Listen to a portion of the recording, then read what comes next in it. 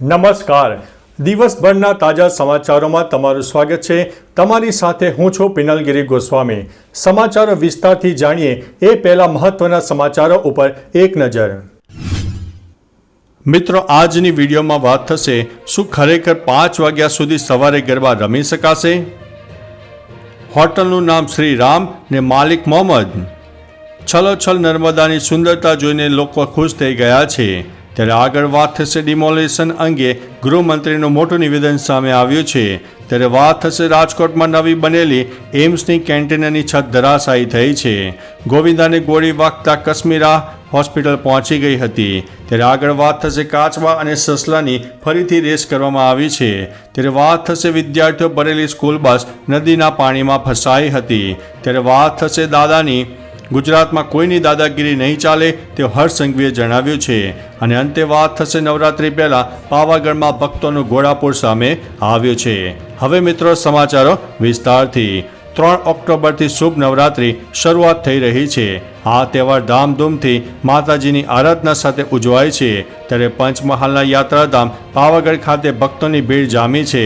વહેલી સવારથી જ મંદિર પરિસર ખાતે ઘણા ભક્તો ઉમટી રહ્યા છે. ભક્તોએ માતાજીના દર્શન કરીને ધન્યતા અનુભવી છે. સાથે પાવાગઢનો સુંદર વાદળોથી ઘેરાયેલો નજારો પણ માણ્યો છે. હાલ પાવાગઢ ખાતે પોલીસનો ચુસ્ત પોલીસ બંદોબસ્ત પણ લગાવી દેવામાં આવ્યો છે.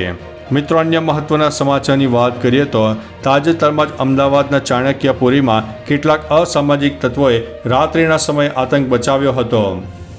જેથી ગૃહ રાજ્યમંત્રી હર્ષ સંઘવીનું નિવેદન સામે આવ્યું છે. જેમાં તેમણે કહ્યું છે કે ગુજરાતમાં આ પ્રકારના ગુનેગારો માટે કોઈ જગ્યા નથી. રાજ્યમાં જે પણ કાયદો તોડે છે તેની સાથે શું વ્યવહાર કરવો તે પોલીસ બરાબર જાણે છે. દાદાના રાજમાં કોઈની પણ દાદાગીરી નહીં ચલાવી લેવામાં આવે. મિત્રો, અન્ય મહત્વના સમાચારની વાત કરીએ તો સુરેન્દ્રનગરના વસ્તડી ગામે ડાયવર્ઝન ધોવાઈ જતા સ્કૂલ બસ ફસાઈ ગઈ હતી. ભોગાવો નદીના પાણી ફરી વળતા ડાયવર્ઝન અને તમામ રસ્તા ધોવાયા હતા. પુલ ધરાશાયી થયા બાદ તંત્ર દ્વારા માત્ર કાચું ડાયવર્ઝન બનાવવામાં આવ્યું હતું. જોકે આ ડાયવર્ઝન ધોવાઈ જતા સ્કૂલ બસ ફસાઈ ગઈ હતી. જોકે સ્થાનિકોની મદદ મળતા બાળકોને ઝડપથી બહાર કાઢવામાં આવ્યા હતા અને મોટી દુર્ઘટના ટળી ગઈ છે. મિત્રો, અન્ય મહત્વના સમાચારની વાત કરીએ તો કાચબા અને સસલાની ફરીથી રેસ. કાચબા અને સસલા વચ્ચેની દોડની વાર્તા આપણે ચોક્કસ સાંભળી કે વાંચી હશે. જેમાં ઝડપી સસલું અને ધીમા કાચબા વચ્ચે દોડ થાય છે. જ્યાં રસ્તામાં આરામ ફરમાવતી વખતે સસલું સૂઈ જાય છે અને કાચબો તેના લક્ષ્ય સુધી પહોંચી જાય છે. આવો જ એક વિડીયો સામે આવ્યો છે જેમાં સસલા સાથેની રેસમાં માત્ર કાચબો જીતે છે. વિડીયો પર લોકો કહે છે કે કાચબો સાથે જ જીવનમાં પણ જીત્યો છે. તમે શું કહેશો? અમને કમેન્ટ કરીને જણાવશો.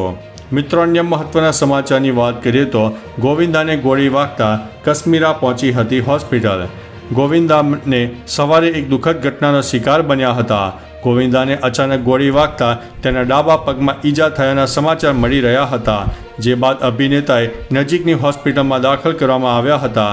જોકે આ ઘટનાની જાણ થતાં જ કૃષ્ણા અભિષેકની પત્ની કાશ્મીરા શાહ ગોવિંદાની ખબર જાણવા હોસ્પિટલ પહોંચી ગઈ હતી. તેની એક ઝલક પણ સામે આવી છે. મિત્રો, અન્ય મહત્વના સમાચારની વાત કરીએ તો રાજકોટમાં બનેલી એમ્સની નવી કેન્ટીનની છત ધરાશાયી થઈ હતી. રાજકોટમાં નવી જ બનેલી એમ્સ હોસ્પિટલની કેન્ટીનના ભાગે પીઓપીનો છતનો એક ભાગ ધરાશાયી થયો હતો. પ્રાથમિક માહિતી અનુસાર ભેજના કારણે આ ઘટના બની હોવાનું સામે આવ્યું છે. હોસ્પિટલમાં કેન્ટીનના ભાગે પીઓપીને છતનો પડી ગયેલા ભાગને રિપેર કરવામાં આવ્યો હોવાનો પણ દાવો કરવામાં આવી રહ્યો છે. જોકે સદનસીબે કોઈ પણ વ્યક્તિ ઈજાગ્રસ્ત કે જાનહાનિ થઈ નથી. મિત્રો, અન્ય મહત્વના સમાચારની વાત કરીએ તો સોમનાથમાં ડિમોલેશન અંગે હર્ષ સંઘવીનું મહત્વનું નિવેદન સામે આવ્યું છે. જેમાં તેઓએ જણાવ્યું છે કે હાલમાં આ કામગીરી બાબતે કોર્ટમાં અરજદારો દ્વારા પડકારવામાં આવી છે. તેનો સંપૂર્ણ જવાબ રાજ્ય સરકારે કોર્ટમાં આપ્યો છે. કોર્ટમાં ચાલુ મેટર પર ચર્ચા કરવી યોગ્ય નથી, પરંતુ રાજ્ય સરકાર દ્વારા અનેકવાર નોટિસ આપ્યા પછી અને લીગલ પ્રક્રિયા પછી આ કામગીરી કરવામાં આવી છે. હાલ 320 કરોડની સરકારી જમીન ખુલ્લી કરી દેવામાં આવી છે. મિત્રો, અન્ય મહત્વના સમાચારની વાત કરીએ તો ગુજરાતની જીવાદોરી સમાન નર્મદા સરોવર ડેમ તેની મહત્તમ સપાટી સુધી ભરાઈ ગયો છે. ડેમ મહત્તમ સપાટી સુધી સંપૂર્ણ ભરાતા મુખ્યમંત્રી ભૂપેન્દ્રભાઈ પટેલ કેવડિયા આવીને નર્મદા નીરના વધામણા કર્યા હતા. આ સિઝનમાં નર્મદા ડેમ પ્રથમ વખત 100% છલોછલ ભરાઈ ગયો છે. મિત્રો, અન્ય મહત્વના સમાચારની વાત કરીએ તો હોટલનું નામ શ્રીરામ અને માલિક મોહમ્મદ. રેસ્ટોરન્ટના માલિકો દ્વારા હોટલનું જે નામ રાખવામાં આવે છે તે કંઈક અલગ હોય છે અને મૂળ માલિક અલગ હોય છે. આવો જ એક કિસ્સો સામે આવ્યો છે, જેમાં સુરત કોર્પોરેશનમાં મળેલી સામાન્ય સભામાં કોર્પોરેટર વિજય ચોમાલે હોટલ પર માલિકનું નામ લખવાની માગ કરી છે. તેઓએ જણાવ્યું છે કે હોટલનું નામ શ્રી રામ હોય ને માલિક મોહમ્મદ હોય છે. આવું હવે ચલાવાશે નહીં, જેથી લોકોને શુદ્ધ ભોજન મળે. મિત્રો, અન્ય મહત્વના સમાચારની વાત કરીએ તો શું ખરેખર સવારે 5 વાગ્યા સુધી ગરબા રમી શકાશે?